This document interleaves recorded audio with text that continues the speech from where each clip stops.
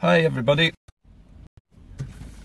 Hi everyone, welcome to Indycar on Sunday afternoon. My name is Gordon Ross. Today's subjects are mostly to do with Brexit, but not specifically. This week I've met with a number of people over the last few days who have come up to me and said that they've watched the programme, been enthusiastic.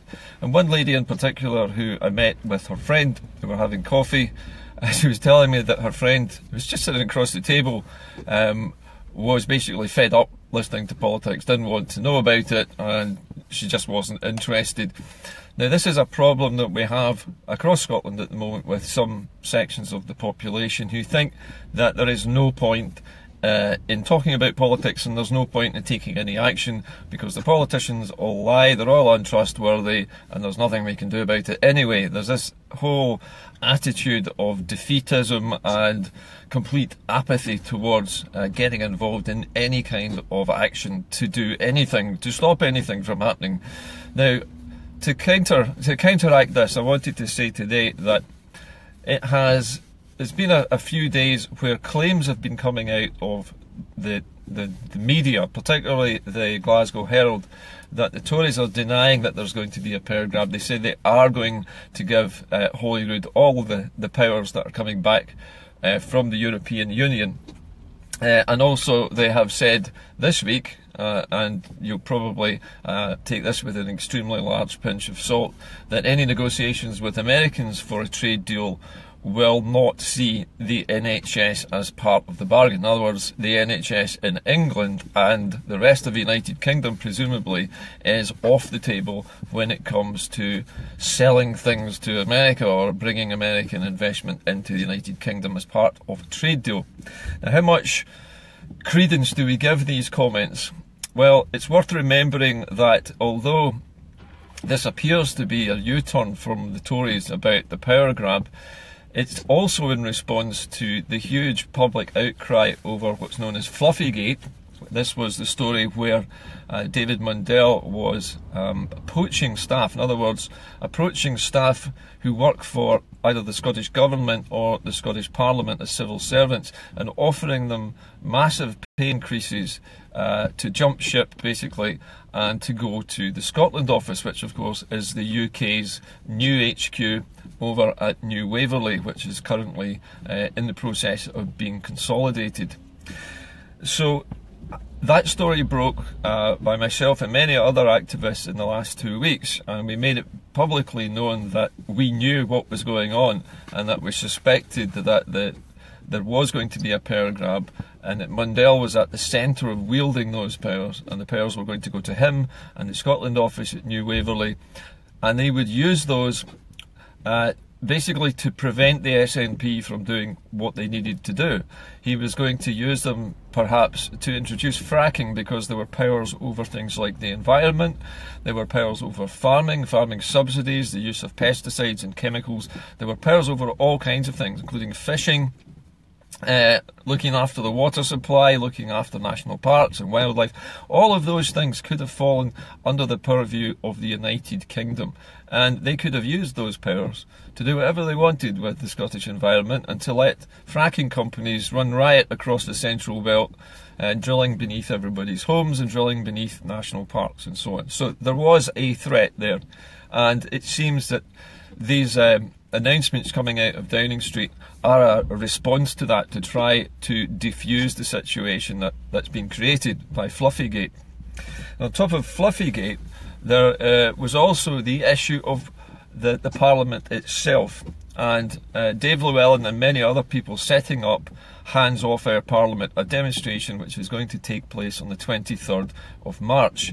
It's a Friday, it's going to last all day, and it will be a symbolic demonstration of the strength of feeling amongst the people of Scotland to protect and to maintain Holyrood at all costs, and never to let the United Kingdom have any power over that Parliament to either take powers away from it, to neuter it in some way, sideline it or close it.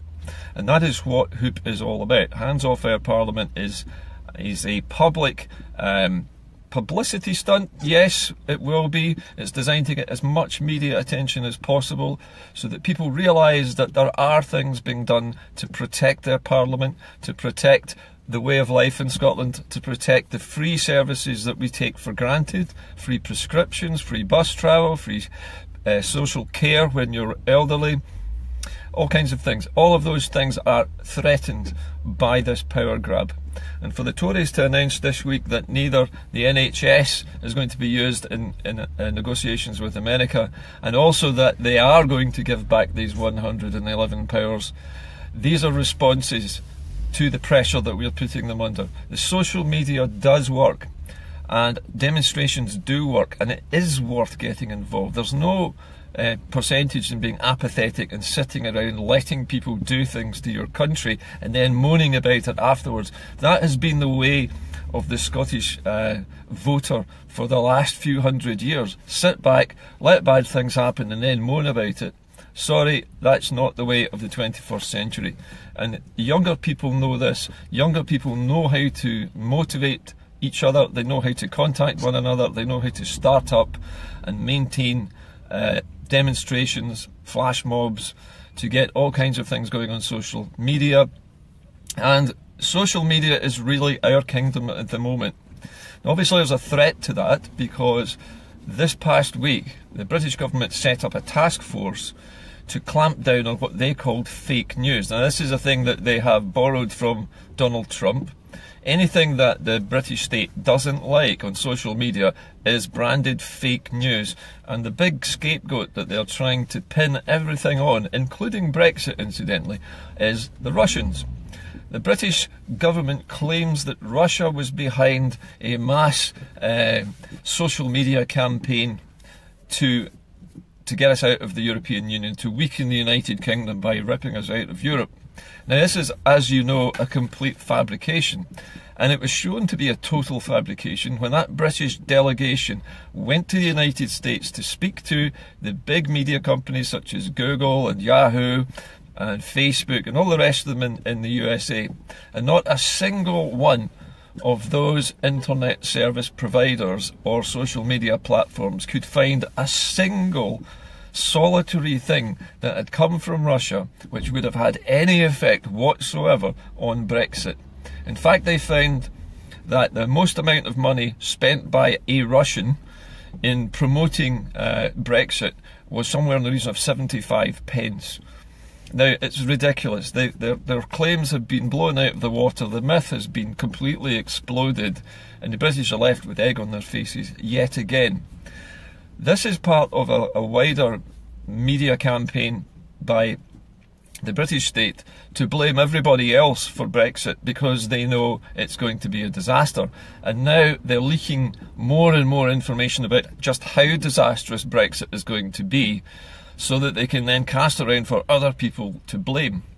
And in response to that, Michel Barnier, who came to the United Kingdom last week to set out the European guidelines, if you like, the rules for the next phase of negotiations, was very, very blunt when he said to the British government, unless Northern Ireland has no border and remains effectively within the customs union and inside or aligned with the common market, unless those things were achieved, then this transition period that they've been offered of 21 months is off the table. There will be no transition unless the British government completely fulfills in detail, in a credible, practical way, all of the things they promised in phase one.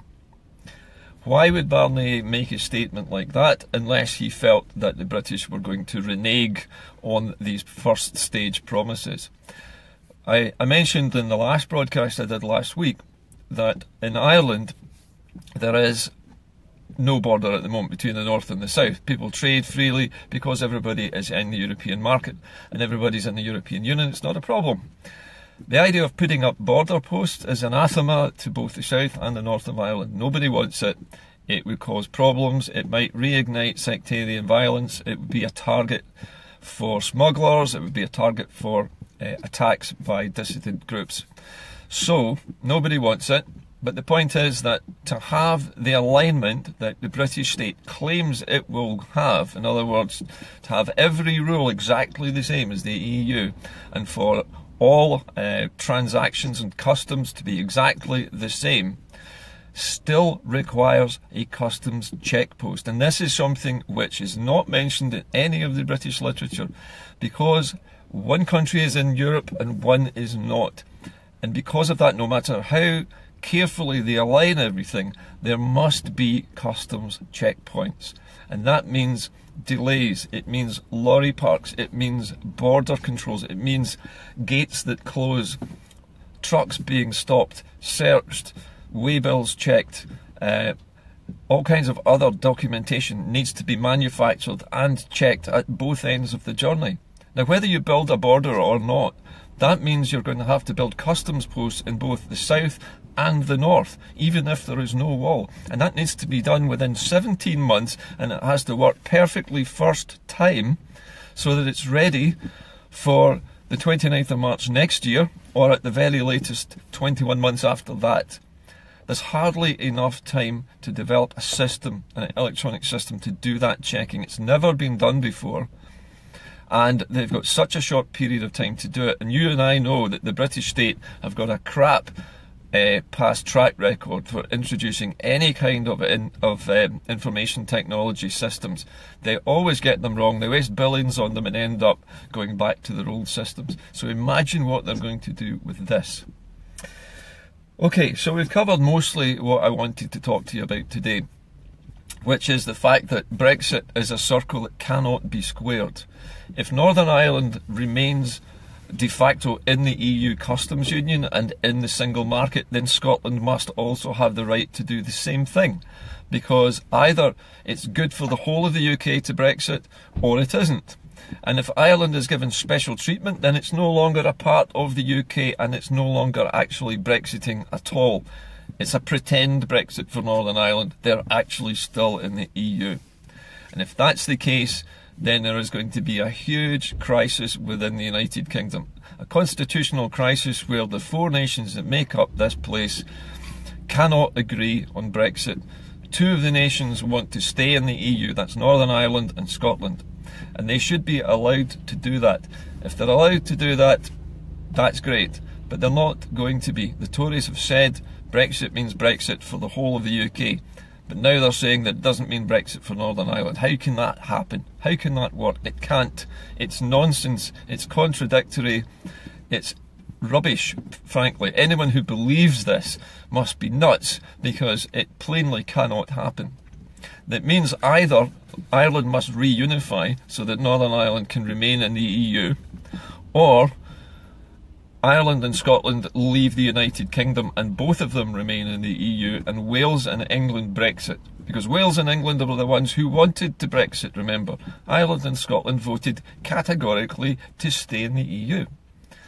So to the lady that I met the other day who wasn't interested in politics and felt that it was just boring and she couldn't be bothered talking about it, well, that's fine.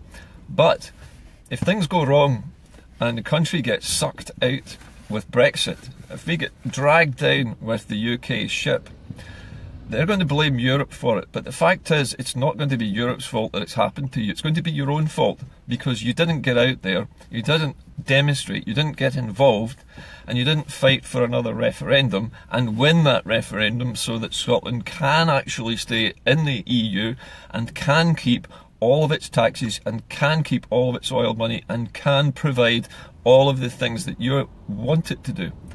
All the things that you currently enjoy. But imagine your pension being twice what it is, or 3 or 4 times what it is. Imagine your health service expanding rapidly, more jobs, better schools, more jobs for your young people, for your children. Bigger and better tidal and wind energy farms producing more and more money as we export more and more electrical power. Imagine that oil money being invested in a central fund for everybody, so that everybody has a fund which will help them in the future to live when they retire, for example, and also to leave a sizable amount of money in their wills to whoever follows them in their family. So young people who need a good start in life. Scotland is the 6th wealthiest country in the world at the moment.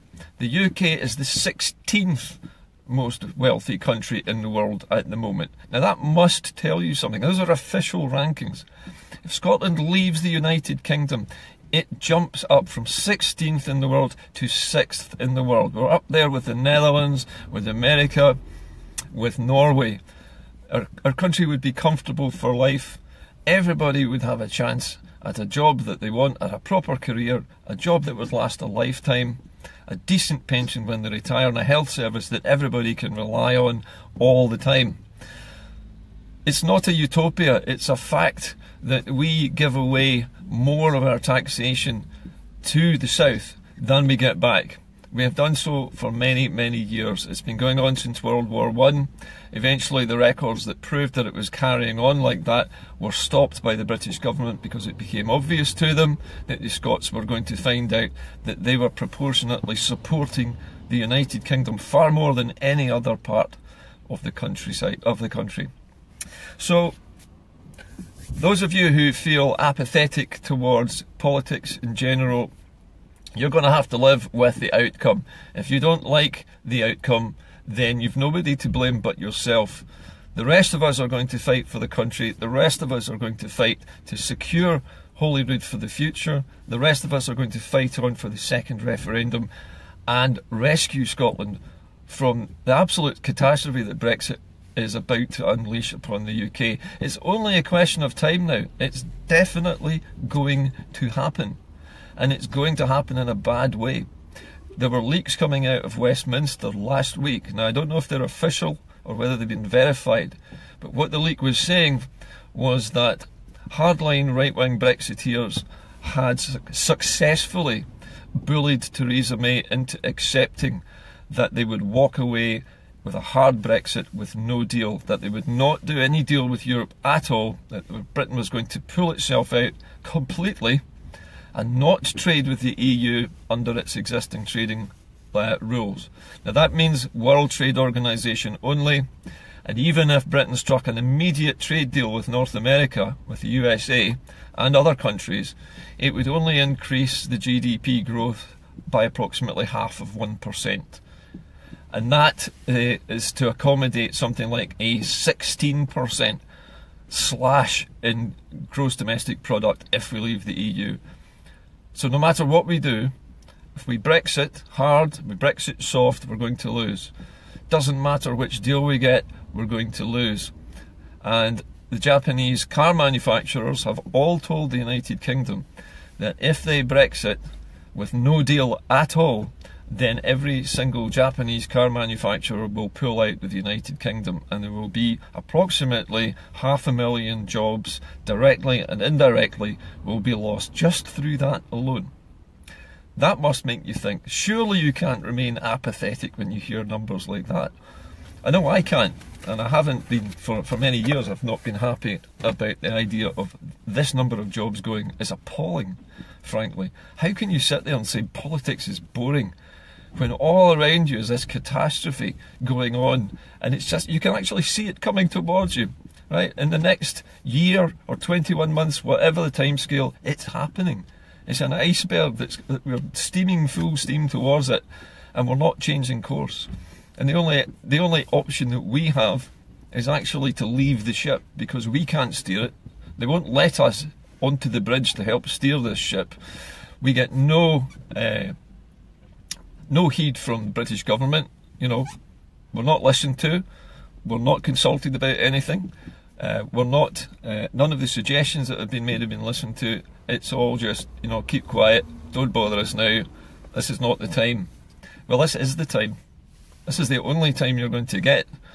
And I would say to you now that if you're a wavering supporter of independence and you're thinking about changing your mind from no to yes, just remember it doesn't matter whether you say you're going to vote yes to anybody, as long as you do it.